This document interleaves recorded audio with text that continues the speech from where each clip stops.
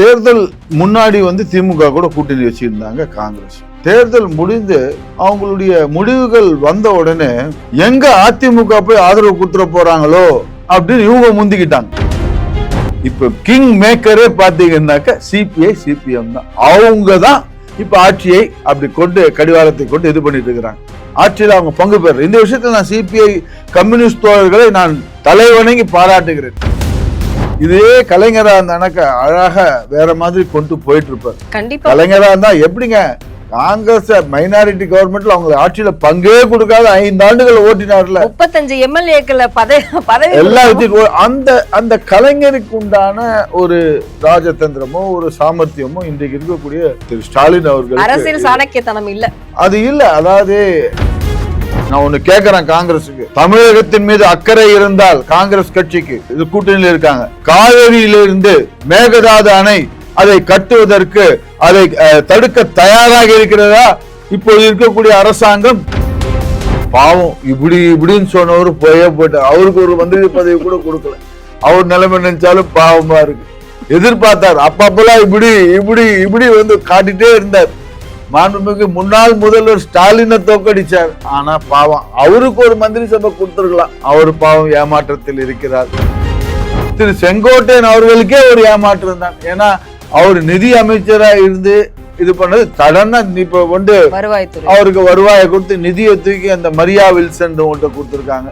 அந்த மரியா வில்சன் எப்படி மாண்புமிகு நிதி அமைச்சர் திரு மரியா வில்சன் அவர்கள் எப்படி தமிழக பட்ஜெட்டை தாக்கல் செய்வார்கள் என்று தமிழக மக்கள் அனைவரும் காத்து கொண்டிருக்கிறார்கள்.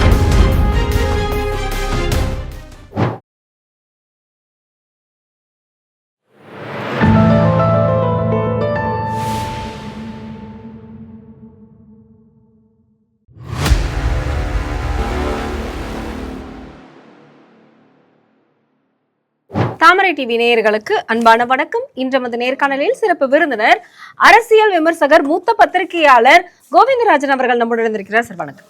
வணக்கம். இன்னைக்கு தமிழக அரசியல் ஒரு வித்தியாசமான களமாகவே இருக்கு. ஏன்னா 59 ஆண்டுகளுக்கு பிறகு காங்கிரஸ் அமைச்சரவையில இடம் பெற்றிருக்கிறாங்க. அது மட்டும் இல்லாமல் ராஜாஜிக்கு அப்புறம் ஒரு கூட்டணி ஆட்சி அப்படிங்கிறதும் இருக்கு.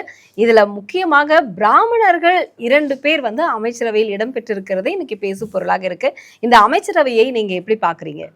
ஓகே, அமைச்சரவையில் இன்னைக்கு விஜய் அமைத்திருக்கிற அமைச்சரவை குறிப்பிட்டு சொல்ல வேண்டும் என்றால் இளைஞர்களுக்கு நிறைய முக்கியத்துவம் கொடுத்துருக்கிறார். அது வரவேற்கக்கூடியது, பாராட்டக்கூடியது. பெண்களுக்கு அதே போல் நிறைய கொடுத்துருக்குறாங்க. குறிப்பாக பட்டியலினத்தை சேர்ந்த மக்களுக்கு அதிக முக்கியத்துவம் கொடுத்துருக்காங்க. ஏறத்தாழ 8 தலித் சமுதாயத்தை சேர்ந்த 8 மந்திரிகள் இருக்காங்க. அதே போன்ற அந்தனர் சமுதாயம் பிராமணர்களுக்கு 2 மந்திரி பதவி கொடுக்குறாங்க. இதெல்லாம் வரவேற்கக்கூடியது தான். இது ஒரு பக்கம் இருக்கட்டும். ஆனால் அந்த காங்கிரஸுக்கு பார்த்தீங்கன்னாக்க இது நான் எப்படி பார்க்குறேன்னா இது சந்தர்ப்பவாத அரசியல் தான் காங்கிரஸை பொறுத்த வரைக்கும். ஏன்னா தேர்தல் முன்னாடி திமுக கூட கூட்டணி வச்சுருந்தாங்க காங்கிரஸ். தேர்தல் முடிந்து அவங்களுடைய முடிவுகள் வந்த உடனே எங்க அதிமுக போய் ஆதரவு கொடுத்துட போறாங்களோ அப்படின்னு இவங்க முந்திக்கிட்டாங்க.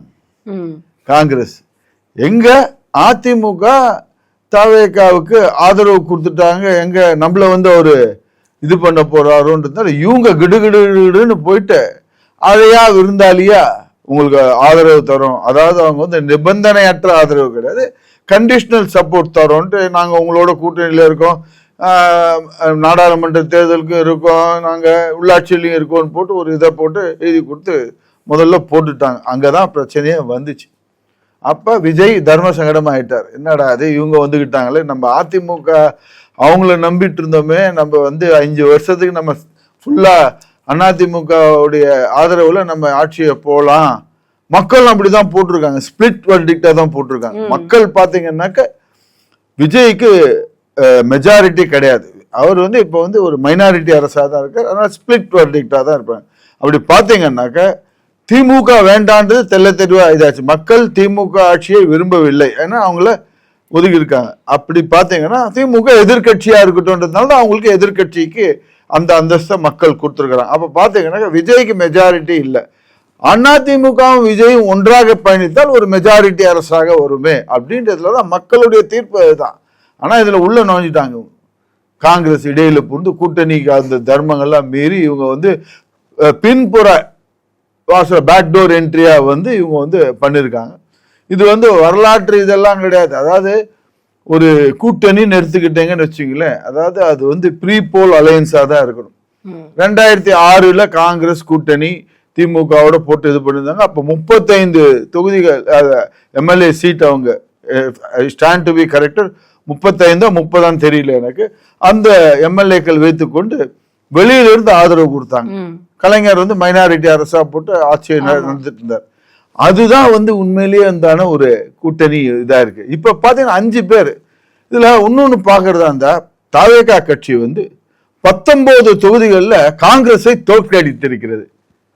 உற்று கவனிக்கணும், தாவேகா கட்சி 19 தொகுதிகளில் காங்கிரஸை தோற்கடித்திருக்கிறது. அப்படின்னா மக்கள் வந்து காங்கிரஸை விரும்பவில்லை, அப்படிதான் புரிஞ்சுக்கணும் நம்ம. அடுத்தது பாத்தீங்கன்னா காங்கிரஸ் வந்து தாவேகாவை 5 இடங்களில் தோற்கடித்திருக்கிறது. அந்த 5 இடங்களில பாத்தீங்கன்னா அவங்க வந்து திமுக உண்டான அந்த வாக்குகள் தான் பாருங்க, திமுக கூட்டணிக்கு தான் போட்டிருக்கிறாங்க, காங்கிரஸுக்கு யாரும் போடல அந்த 5 இடங்கள்ல. புரிஞ்சுட்டீங்களா? சோ அப்படின்ற இதுல வந்து இது எப்படி வந்து ஒரு கூட்டணி, ஒரு இது வந்து சந்தர்ப்பவாதம் தான் நம்ம பார்க்க வேண்டும். 2வது, நேற்றைக்கு காங்கிரஸ் வந்து அந்த அமைச்சரவை பதவி ஏற்றாங்க. நேற்றைக்கு ராஜீவ்காந்தி அவருடைய நினைவு தினம், 35வது நினைவு தினம். பொதுவா இந்த ராஜீவ்காந்தி அவர்கள் நினைவு தினத்துல மத்திய அரசு ஒரு சுற்றறிக்கை 2018 வெளியிட்டாங்க.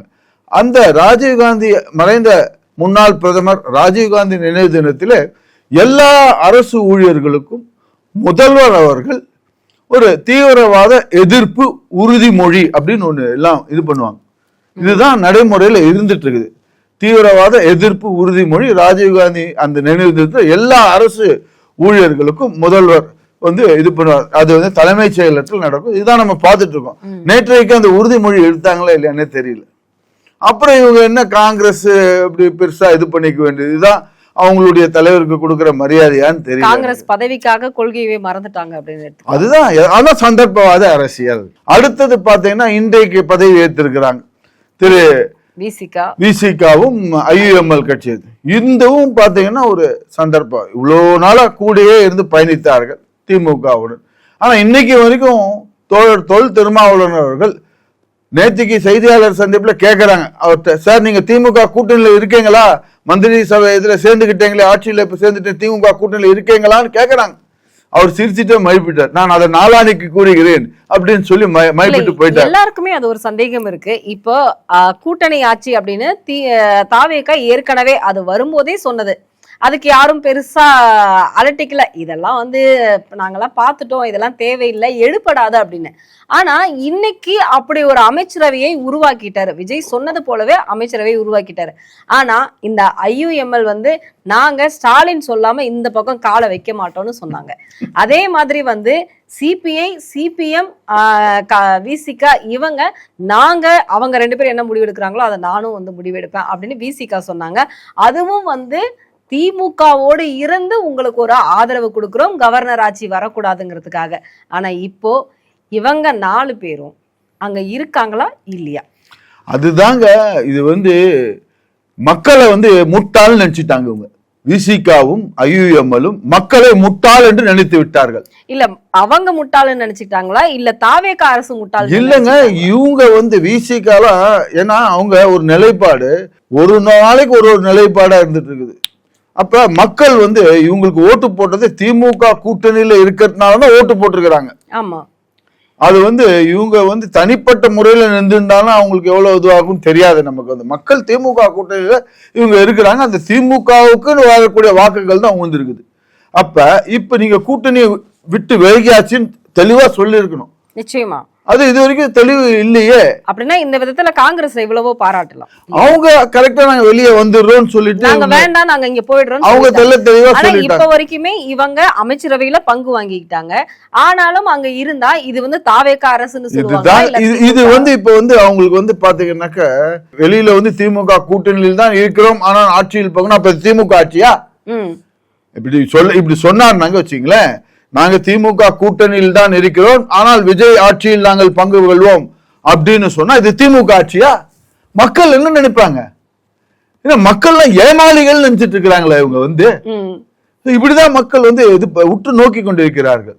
ரெண்டாவது பாத்தீங்கன்னா இப்ப இருக்கக்கூடியது இந்த ஆட்சி வந்து மீண்டும் பாத்தீங்கன்னா மைனாரிட்டி தான். இப்ப விஜயுடைய இது பாத்தீங்கன்னா 107, காங்கிரஸ் ஒரு 5, எவ்வளவு ஆச்சு? 107 5 112.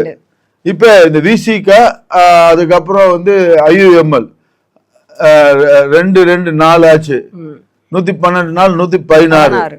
இப்ப CPI CPM அவங்க வெளியே இருந்து கூட அவங்க எப்பவானா எதனா அவங்களுடைய கொள்கைக்கோ சித்தாந்தத்துக்கோ CPI CPM அவங்க கொள்கைக்கோ சித்தாந்தத்துக்கோ இந்த அரசு எதனா முடிவு எடுத்தாங்கன்னு வச்சுங்களேன், எப்பவானா வாபஸ் வாங்கிட்டாங்கன்னா இது மெஜாரிட்டியை நிரூபிக்க முடியாத ஒரு தருணத்துக்கு வந்துவிடும். புரிஞ்சுட்டீங்களா? அப்ப 116 CPI CPMல ஒரு 4 120 MLAக்கள்ல இப்ப ஆட்சி நடந்துட்டு இருக்குது. இப்ப கிங் மேக்கரே பாத்தீங்கன்னாக்க CPI CPM தான். அவங்க தான் இப்ப ஆட்சியை அப்படி கொண்டு கடிவாளத்தை கொண்டு இது பண்ணிட்டு இருக்கிறாங்க. ஆட்சியில் அவங்க பங்கு பெற இந்த விஷயத்துல நான் CPI கம்யூனிஸ்ட் தோழர்களை நான் தலைவணங்கி பாராட்டுகிறேன். அவங்க எப்பவுமே பாத்தீங்கன்னா ஆட்சியில பங்குன்றது என்னைக்குமே இருக்க மாட்டாங்க. அவங்களுக்கு தேவை வந்து ஒரு சித்தாந்தம், ஒரு கொள்கை அடிப்படையில் அவங்க பயணிக்கிறேன். அவங்கள நான் பாராட்டுகிறேன், வரவேற்கிறேன். அவங்க தெளிவா இது பண்ண. ஆனா அவங்களுக்கு வேற விதத்துல சப்போர்ட் எல்லாம் போயிருக்கிறதுக்கு வாய்ப்பு இருக்கும், வேற விதத்துல. அதனால இப்ப அவங்களுடைய மெயின் சப்போர்ட்ல தான் 4 MLAக்கள் அந்த கம்யூனிஸ்ட் கட்சியோட இதுல தான் இப்ப ஓடிட்டு இருக்கு. அந்த 4ம் போயாச்சுன்னா 116க்கு வந்துவிடும். இந்த ஆட்சி எப்போது வேணால் கவிழக்கூடிய ஒரு சூழ்நிலையில் தான் இருக்கிறது. கண்டிப்பா சார். ஆனா இன்னொரு சந்தேகம் என்ன அப்படின்னா, இப்போ ஒருத்தருக்கு 2 பதவி, அதாவது இப்போ விஜய் 2 MLA அப்படின்னு இருந்தப்போ திருச்சியில அவர் ராஜினாமா பண்ணாரு. இப்ப அதே போலதானே இப்போ ஒரே கட்சி 2 இடத்துலயுமே வந்து கூட்டணி வைக்க முடியாது இல்லைங்களா? அப்படி இருக்கக்கூடிய சூழ்நிலையில இப்ப இன்னைக்கு இருக்கக்கூடிய இந்த 3 கட்சிகளுமே நாங்க எதுல இருக்கிறோம், இந்த 2 கட்சிகள் IUML VCK நாங்க எதுல இருக்கிறோங்கிறதே வெளிப்பட அமைச்சரவையிலே பங்கு வாங்கிட்டாங்க. இன்னைக்கு இப்போ கூட்டணிங்கிறது வந்து தாவேகாவோட தான். அப்படின்னு இருக்கும்போது இவங்க வெளிப்படையா எதையுமே சொல்லவே இல்லை. உதயநிதி ஏற்கனவே ஒரு விஷயம் சொல்லியிருந்தாரு 2 நாட்களுக்கு முன்னாடி, IUML VCK CPI CPM நீங்க அங்க அமைச்சரவையில பங்கு வாங்கிட்டா நீங்க இந்த பக்கம் வரக்கூடாதுன்னு அவர் சொல்லியிருந்தாரு, தெளிவா சொல்லியிருந்தாரு.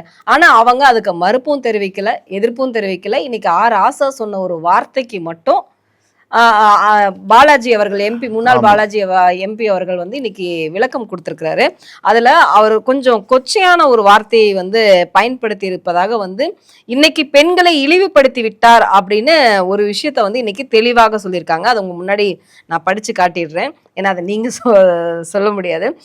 முன் ஏற தரப்பட்ட ஏனியும் மூட சாதியை நொறுக்க வேண்டிய சிறுத்தையையும் வெறும் விசில் சத்தத்திற்கு முட்டு கொடுக்கும் என்றால் பூ முடித்தவனை புறந்தள்ளி புணர்ச்சிக்கு வேறிடம் தேடுவதில் தவறில்லை. பெரியாரின் காலதேச வர்த்தமானத்திற்கு காத்திருப்போம் என்றாலும் களமாடுவோம், வெற்றி நமக்கே அப்படின்னு ராசா அவர்கள் வந்து அவருடைய கருத்தை வந்து இதுல போட்டிருந்தாரு. இதுக்கு வந்து பெண்கள் எல்லாரும் வந்து அவங்களுடைய கருத்துக்களை வந்து தெரிவிச்சாங்க. அது மட்டும் இல்லாம கொச்சையான வார்த்தையால வந்து பேசியிருக்காரு அப்படின்னு வந்து ஒரு விஷயத்தையும் சொல்லியிருந்தாங்க. இன்னொன்று என்ன அப்படின்னா, இன்னைக்கு என்னுடைய வீட்டு தென்னை வந்து பக்கத்துல கூனி குறுகி பக்கத்து வீட்டுக்கு இளநீர் கொடுத்தா இதை வந்து முடத்தெங்குன்னு சொல்லுவாங்க.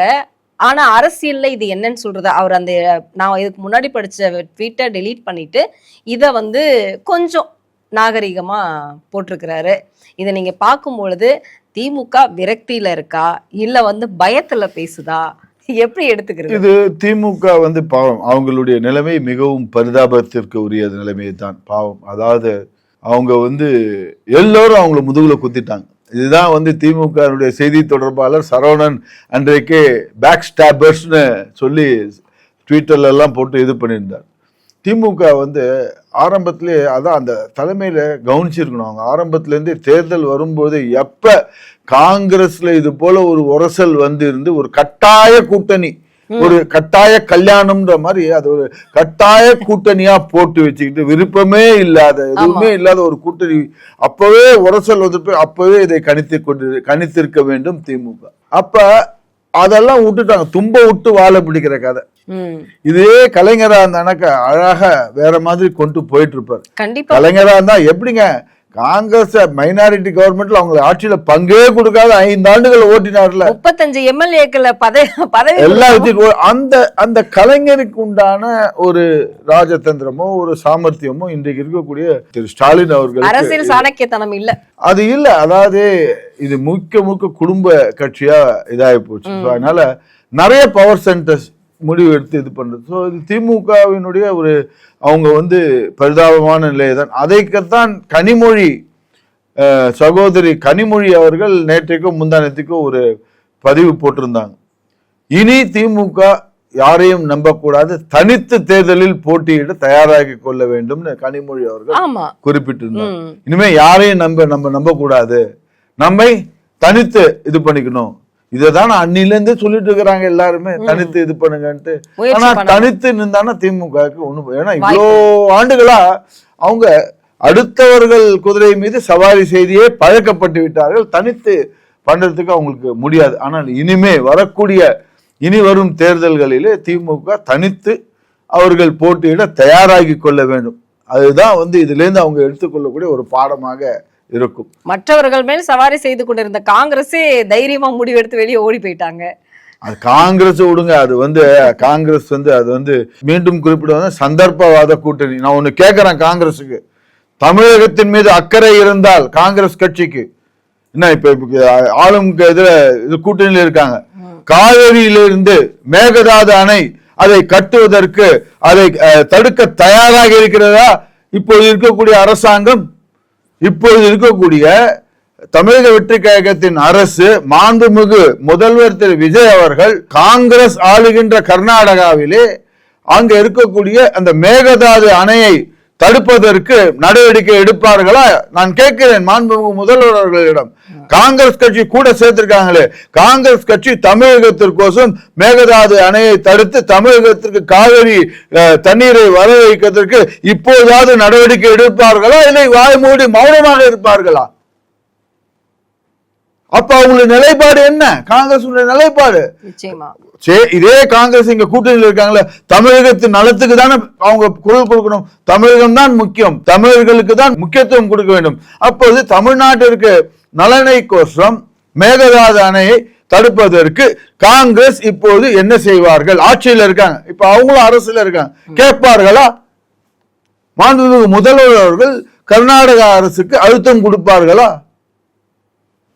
தெரியாது. சரி, இன்னொரு சந்தேகம் என்னன்னா, இந்து சமய அறநிலைத்துறை அமைச்சராக 2 பேர், இதுல வெங்கட்ரமணன் அவர்கள் தான் வந்து தலைமை, அடுத்தது வந்து ரமேஷ் அவர்களை வந்து போட்டிருக்காங்க. அவருடைய பதிவுகள், இதுக்கு முன்னாடி இருந்த பதிவுகள் எல்லாத்தையும் நம்ம பார்க்கணும். எடுத்து பார்த்தோம் அப்படின்னா, பெரியாரினுடைய சிலை, அதாவது பெரியாரின் வழியில் வந்தவன் நான் அப்படின்னு சொல்லக்கூடியவர், அவர் பிராமணராக இருந்தாலும் அவருடைய ட்வீட்டுகள், அவரை பதிவு செஞ்ச எல்லா வீடியோக்கள் எடுத்து பார்த்தாலுமே பெரியாரனுடைய ஒரு சிஷ்யனாகவே வந்து அவர் பயணித்திருக்கிறார். அவர் தான் இன்னைக்கு அறநிலைத்துறை அமைச்சராக பதவியேற்றிருக்கிறார். இதை எப்படி பாக்குறீங்க சார்? அதாவது முதல்ல அறநிலைத்துறை அந்த இதுக்கு அமைச்சரா பொறுப்பேற்றிருக்கார். அவருடைய கொள்கை சித்தாந்தம் எப்படி வேணா எடுத்துட்டு போட்டோம், அதுக்குள்ளார நான் போக வரல. ஏன்னா இப்ப விஜய் அவர்களே அவங்க 5 கொள்கை தலைவரை வைத்திருக்கிறார். அதுல வந்து பெரியாரும் ஒரு கொள்கை தலைவராக ஏற்றுக்கொண்டிருக்கிறார். பெரியாரை அவர் வந்து வணங்கினார், அது அவருடைய தனிப்பட்ட கருத்து, நான் அதுக்குள்ள போக விரும்பல. இவர் எப்படி இந்து சமய அறநிலைத்துறை அந்த ஏறத்தாழ அந்த அறநிலைத்துறை கட்டுப்பாடின் கீழே ஏறத்தாழ 40,000க்கும் மேற்பட்ட திருக்கோயில்கள் இருக்கிறது. டு பி கரெக்ட் 42,000மோ 43,000மோ திருக்கோயில்கள் இருக்கிறது. அந்த கோயில்களுடைய இதெல்லாம் பராமரிக்கிறது தான் அரசனுடைய வேலை. பல்வேறு திருக்கோயில்களுக்கு இன்னும் அறங்காவலர்கள் அமைக்கப்படவில்லை. அந்த இது இப்ப முதல் ஸ்டெப் எடுக்கிறது அறங்காவலர்களை அங்க வந்து நியமிக்க வேண்டும். இதெல்லாம் தான் முதல்ல பல்வேறு இதெல்லாம் இருக்கு. அதெல்லாம் மாண்புமிகு இந்த அறநிலைத்துறை அமைச்சர் திரு ரமேஷ் அவர்கள் எப்படி செய்வார்கள் என்று பொறுத்திருந்து பார்க்க வேண்டும். ஆனா அவருக்கு கடவுள் நம்பிக்கை இருக்குன்றதை நான் நம்புறேன். பிராமணருங்கிறதுனாலயா? ஆமா, பிராமணர்கள் கடவுள் நம்பிக்கை. ஏன்னா அவரை பதவி ஏத்துக்கிறது கடவுள் மீது ஆணையாகன்னு சொல்லிதான் அவர் வந்து பதவி பிரமாணம் ஏத்துக்கிட்டார். அதனால அவருக்கு கடவுள் மீது நம்பிக்கை இருக்கிறது. அதனால் அந்த இதுவும் வந்து ஒரு கடவுள், அதாவது மகாவிஷ்ணுவின் எம்பெருமான் நாராயணனின் ஒரு லீலையாக கூட இருக்கலாம். ஏன்னா திருவரங்கத்திலே போட்டியிட்டு அவர் இருக்கக்கூடியது திருவரங்கம், பூலோக வைகுண்டம் என்று வைணவர்களால் போற்றக்கூடிய அந்த திருவரங்கத்திலே இவர் போட்டியிட்டு ஜெயித்திருக்கிறார். அப்பேற்பட்ட அந்த திருவரங்கத்தை இது பண்ணக்கூடிய அந்த ரங்கநாதர் அவருடைய இதெல்லாம் தான் எல்லாம் திருக்கோயில்கள் எல்லாம் அந்த இதுல இருந்து தான் வரப்போகுது. இது அரங்கனுடைய ஒரு லீலையாகவும் இருக்காம். அரங்கன் என்ன நினைப்பார் என்று தெரியாது. நிச்சயமாக நல்ல வழி பிறக்கும் என்று நாம் எதிர்பார்ப்போம். எப்பவுமே வந்து திருமா அவர்கள் தன்னோடு இருப்பவர்களை வளர்வதற்கு விடமாட்டார் அப்படிங்கறது வந்து எப்பவுமே சமூக வலைத்தளங்கள்ல வந்துகிட்டே இருக்கக்கூடிய ஒரு கருத்துக்கள். இதுல முக்கியமாக அமைச்சர் பதவியில் வன்னியரசை அமர வைப்பாரா? ஏன்னா திருமாவுக்கு அடுத்தது வன்னியரசு அப்படின்னு தான் எல்லாருமே பாக்குறாங்க. ஆனா அந்த இடத்துல வந்து இன்னொருவரை அமரவை, ஏன்னா எம்பி பெருசா அமைச்சரவை பெருசா அப்படிங்கும் பொழுது சட்டசபையில் அமைச்சரவை தான் வந்து பெரிதாக பார்க்கப்படும். அப்படி அமைச்சரவை பொறுப்பை கொடுத்து விட்டு திருமா அவர்கள் வந்து இப்ப திருச்சியில போட்டியிட போறதா சொல்றாங்க. அவரும் வந்து அமைச்சரவையில் அமருவாரா அப்படிங்கிற ஒரு சந்தேகமும் இருக்கு. வளர விட மாட்டார், ஆனால் வாரி கொடுத்து விட்டார் அப்படிங்கிற ஒரு கேள்வியும் இருக்கு. இது எப்படி பாக்குறீங்க சார்? உள்ள அழுகிற வெளிய சிரிக்கிற அந்த பாட்டு ஞாபகம் இருக்குங்களா? இருக்கு. அதுதான் திருமாவளவன் அவர்களின் இன்றைய ஒரு மைண்ட் வாய்ஸாக இருக்கக்கூடும். காட்டுமன்னார் கோயில்ல அவர் நிக்கிறதா முடிவு பண்ணார். நின்றிருந்தார்னா அவர் ஒருவேளை அந்த அவருடைய முடிவை மாற்றி இருந்தார்கள் என்றால் இன்றைக்கு அவர்தான் அமைச்சர். அது என்னவோ இப்ப நீங்க சொல்வது போல வந்து வேலுமணி தரப்பும் வந்து அழுது கொண்டே இருப்பதாக ஒரு செய்தி வெளியாயிருக்கு. ஆதரவு நாங்க தரோம் அப்படின்னு 25 பேர் போனாங்க லைனா. ஆனா கையை விரிச்சிட்டாரு தமிழக முதல்வர். என்ன பண்றது? அதுதான் விநாச காலே விபரீத புத்தி. இந்த கெட்ட காலம் வரப்ப நம்ம புத்தி தடுமாறிடும். அதுதான் இதனுடைய பொருள். விநாச காலே விபரீத புத்தி. நமக்கு வந்து எதனா அதுதான் வந்து பெரியவர்கள் சொல்லியிருக்காங்க, எந்த ஒரு முடிவையும் டக்குன்னு எடுத்துடாத, ஆரப்போடு யோசிச்சு முடிவு பண்ணுன்னு சொன்னோம். அது எடப்பாடி பழனிசாமி தெல்ல தெளிவாக இருக்கிறார். சொல்லிட்டு இருந்தார் வெயிட் பண்ணுவோன்ட்டு. அதுக்குள்ளார இவங்க வந்து அப்படியே ஜோடிப்பு கதைகள்லாம் வைத்து திமுகவும் அதிமுகவும் ஒன்றாக ஆட்சி அமைப்போம் இது பண்ணுவோம். சும்மா ஒரு நாளைக்கு ஒரு பத்திரிகை ஊடகங்கள் அவங்க டிஆர்பி ஏற்றணுன்றதுக்கோசரம் எல்லாம் கிளப்பி விட்டு அனாவசியமா ஒரு தேவையில்லாத சர்ச்சையை ஏற்பண்ணி விட்டு கடைசியில ஒரு காட்சி ஊடகத்துக்கு திருமாவளவன் ஒரு நாள் ஒரு மாதிரி சொன்னார், அடுத்த நாளே வெளியே வந்து இது கிசு அப்படின்றாரு. இப்ப அவரே முதல்ல ஒரு நாள் பேட்டி கொடுத்தாரு, அடுத்த நாள் வெளியே வந்து இல்ல இது கிசு அப்படின்ற மாதிரி சொல்லி இது பண்ணியிருப்பாங்க. இதெல்லாம் பார்க்கறத இது அதிமுகவுக்கு இப்போ வந்து சோதனை காலம். தாவேகாவிற்கு இன்னொரு 6 மாதங்கள் பார்க்க வேண்டும் இவர்களுடைய இது எப்படி இருக்கிறது. ஒரு கால் உடைஞ்சாலும் கீழே விழுந்துரும். அதான் நான் சொன்னேன், கம்யூனிஸ்ட் கட்சிகள் எப்பொழுது ஆதரவை விலக்கி கொண்டாலும், ஏன்னா இப்ப அடுத்த 6 மாசத்துக்கு நம்பிக்கை வாக்கெடுப்பு நடக்காதுங்க. ஆஸ் பர் த கான்ஸ்டிடியூஷன் பிரகாரம் அடுத்த 6 மாதத்திற்கு நம்பிக்கை வாக்கெடுப்பு இது பண்ண முடியும். 6 மாதத்துக்கு எந்த விதமான பிரச்சனையும் இருக்கு. அதனால நான் சொன்னேன் 6 மாத காலம் நம்ம பார்க்க வேண்டும், என்னென்ன நடக்குதுன்றதை பார்க்கணும். இப்பவே பாத்தீங்கன்னா எனக்கு வரக்கூடிய செய்தி தாவாக்கால அதிருப்தி எம்எல்ஏக்கள் நிறைய பேர் இருக்கிறாங்கன்ற மாதிரி செய்தி வருது. சில தாவாக்கா எம்எல்ஏக்கள் தங்களுக்கு மந்திரி பதவி வழங்கப்படும் என்று வாக்குறுதிகள் அளிக்கப்பட்டது. ஒரு சில தாவாக்கா தலைமையிலேருந்து இருக்கக்கூடியவர்களுக்கு சில தாவாக்கா எம்எல்ஏக்களுக்கு உங்களுக்கு ஒரு நல்ல பதவி வரும்னு சொல்லி வாக்குறுதி அளிக்கப்பட்டதாக வந்திருக்கிற செய்தி. பாவம் இப்படின்னு சொன்னவரு போயிட்டார். அவருக்கு ஒரு மந்திரி பதவி கூட கொடுக்கல. அவர் நிலைமை நினைச்சாலும் பாவமா இருக்கு. எதிர்பார்த்தார், அப்பப்பெல்லாம் இப்படி வந்து காட்டிட்டே இருந்தார். மாண்புமிகு முன்னாள் முதல்வர் ஸ்டாலினை தோக்கடிச்சார். ஆனா பாவம் அவருக்கு ஒரு மந்திரி சபை கொடுத்துருக்கலாம். அவரு பாவம் ஏமாற்றத்தில் இருக்கிறார். அடுத்த ஏமாற்றம் யாருன்னாக்க செங்கோட்டையன் தரப்பு சத்யபாமா. அவங்க எனக்கு மந்திரி பதவி வரும் எதிர்பார்த்தாங்க. அவங்களுக்கு இப்ப ஏமாற்றம் தான். திரு செங்கோட்டையன் அவர்களுக்கே ஒரு ஏமாற்றம் தான். ஏன்னா அவர் நிதி அமைச்சரா இருந்து இது பண்ணது சடனா இப்ப வந்து அவருக்கு வருவாயை கொடுத்து நிதியை தூக்கி அந்த மரியா வில்சன் கொடுத்திருக்காங்க. அந்த மரியா வில்சன் எப்படி மாண்புமிகு நிதி அமைச்சர் திரு மரியா வில்சன் அவர்கள் எப்படி தமிழக பட்ஜெட்டை தாக்கல் செய்வார்கள் என்று தமிழக மக்கள் அனைவரும் காத்து கொண்டிருக்கிறார்கள். ஏன்னா தமிழகத்தின் நிதி நிலைமை 10 லட்சம் கோடி கடன், அடுத்தது தாவேகா கொடுத்த வாக்குறுதிகள், அது பார்த்தீங்கன்னா 5 லட்சம் கோடிக்கு இருக்கு அவங்களுடைய வாக்குறுதிகள். இதெல்லாம் நிறைவேற்றி அது மட்டும் இல்லாத அரசு ஊழியர்களுக்கு உண்டான பல்வேறு வாக்குறுதிகள். விஜய் அவர்கள் வந்தவுடனே மாண்புமிகு முதல்வர் திரு விஜய் அவர்கள் வந்தவுடனேயே அரசு ஊழியர்களுக்கு அகவிலைப்படி உயர்த்தி தரேன்னு சொல்லி அறிவிப்பு போட்டிருக்காரு. அது அறிவிப்போட இருக்குதா இல்ல செயல்படுத்துவாரோ, அதுக்கு நிதி எங்கேருந்து வரும், நிதி ஆதாரம் எங்கேருந்து வரும், இதெல்லாம் ஒரு புதுசா வந்திருக்கிற அந்த மரியா வில்சன் அவருடைய கல்வி தகுதி கூட என்னன்னு எனக்கு தெரியாது. இது எப்படி நடக்க போகுது, அந்த பட்ஜெட்டை எப்படி தாக்கல் செய்ய போகிறார் என்பதை பொதுமக்கள் அனைவரும் தமிழக மக்கள் அனைவரும் ஆவலோடு காத்து கொண்டிருக்கிறார்கள். அதனால்தான் சொன்னேன் 6 மாசத்துக்கு நம்ம வெயிட் பண்ணணும். நிறைய நடக்க போகுது. இது போல தமாஷ் பதவியேற்ற சில நாட்களிலே குறிப்பிட்டு சொல்ல வேண்டும் என்றால் பஞ்சாயத்து ராஜ் அந்த துறையில 19/5/2026 அன்று காலை 9 மணிக்கு ஒரு டெண்டர் போட்டாங்க பஞ்சாயத்து ராஜ் அந்த துறையிலிருந்து. 19/5/2006 காலையில 9 மணிக்கு டெண்டர்ல வருது டெண்டர். அந்த டெண்டர் இறுதி நேரம் சமர்ப்பிப்பதற்கு இறுதி நேரம் அதே 19/5/2026 மாலை 3 மணிக்கு அப்படின்னு போட்டுக்கிறாங்க. டெண்டர் ஓபன் பண்றது பாத்தீங்கன்னா அதே 19/5/2026 மாலை 4 மணிக்குன்னு போடுறாங்க. இதெல்லாம் சுட்டி காட்டி சமூக வலைதளங்கள பல்வேறு சமூக ஆர்வலர்கள் பல்வேறு பத்திரிகையாளர்கள் சுட்டி காட்டி போட்டான்னா தாவேகா தரப்புல இருந்து இருக்கக்கூடிய அந்த ரூட் என்கின்ற ஒரு அமைப்பு, அதுக்கப்புறம் அந்த வர்ச்சுவல் வாரியர்ஸ்லாம் இதெல்லாம் பொய், இதெல்லாம் ஒண்ணுமே இல்லை அப்படின்னு சாதிச்சாங்க.